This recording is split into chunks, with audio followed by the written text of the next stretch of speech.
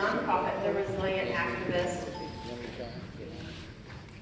We are the resource for all things environmental and nature connected in the Kansas City area. We provide education and support for businesses, for community groups, and through our Enviro Tips, which are simple steps with a big impact that will help us ensure that we'll have a healthy planet into the future.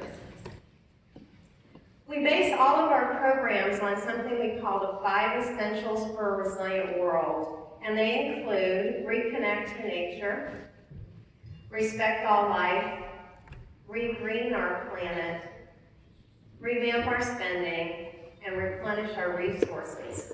So why is this important? Well, let's take a look at this from the perspective of our basic human needs. We all need purpose and meaning in our life. We need to feel empowered to know we have our internal strength. We need a sense of community and belonging and love and support. And we need safety. Safety in our bodies, safety in our homes, safety in our finances. And at the very core, we have 3 physical needs. And those are breathable air, clean water, and healthy food. And in fact, if we don't have those 3 things, we can't possibly attain any of these other important needs. So where do these 3 come from? Well, it turns out that these 3 important items come from a healthy, resilient environment on this sweet planet. So the problem comes in with things like Weather.com's Climate Disruption Index, which, according to its list of the top 25 cities that will be most negatively impacted by climate change, Kansas City comes in at number 5. So what's the implication for this? Well, it's going to impact our basic human needs. It will cause degraded air quality, contaminated waters, impacting our reduced crop production, and all these things and more will lead to higher incidences of depression, anxiety, and environmental angst. In fact, there are 3 new diagnosis codes from the mental health community directly related to the impacts of the state of our environment. Those are eco-anxiety, pre-traumatic stress, people who know what's going to happen and worry about it, and solastalgia, pining for a lost environment. My older son was a deep environmental activist. The more that he learned about the complexities of global environmental degradation, the less he began to feel that he personally was going to make any difference. And in 2003, he took his own life. The world needs educated, dedicated, caring, and joyful environmental activists who have the tools for resiliency for their entire lives. So how do we, the resilient activists, how do we build resiliency? We do it first through building community with our community programming and our Business for Good courses.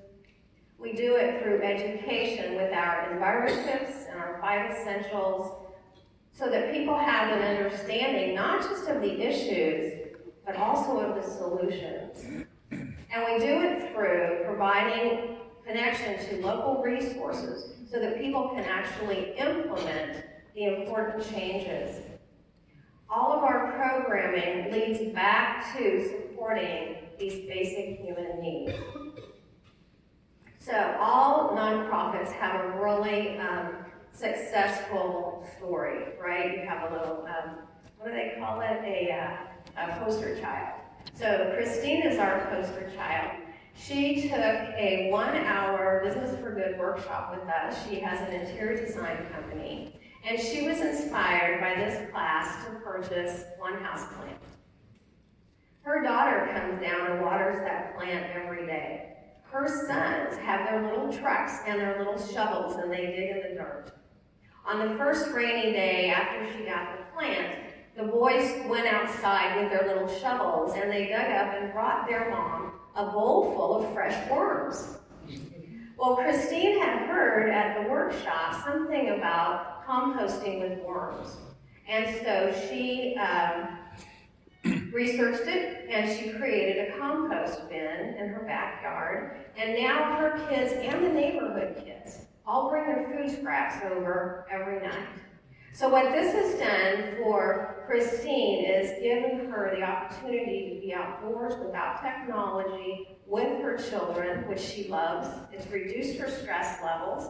It has given her the opportunity to begin to teach her staff how to bring more nature into their client projects.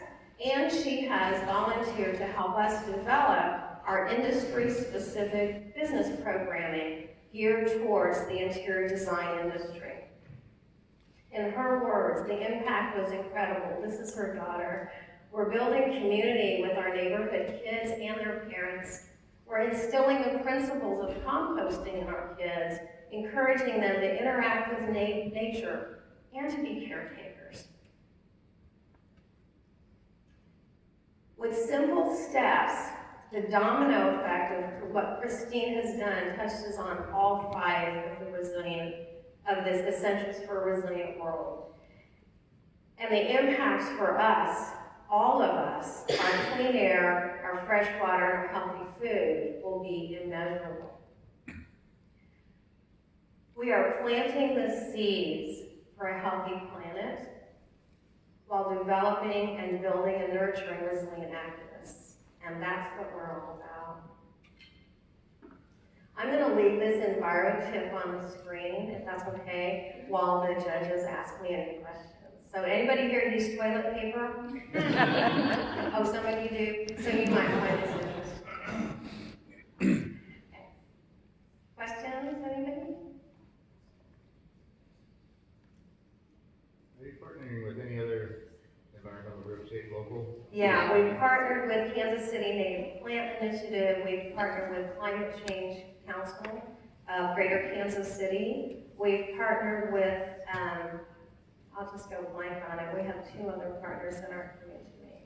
So Greenability. Green Business Network. Thank you, the Green Business Network, which is for Bridging the Gap. Greenability. And the other, I think, is Nonprofit Connect. So, Greenability. but yeah, as far as environmental groups, we recommend them. We don't replicate anything anybody else does. We simply teach about the concepts and then recommend local resources that can help people step into whatever they decide that they want to do as the next step. One more slide.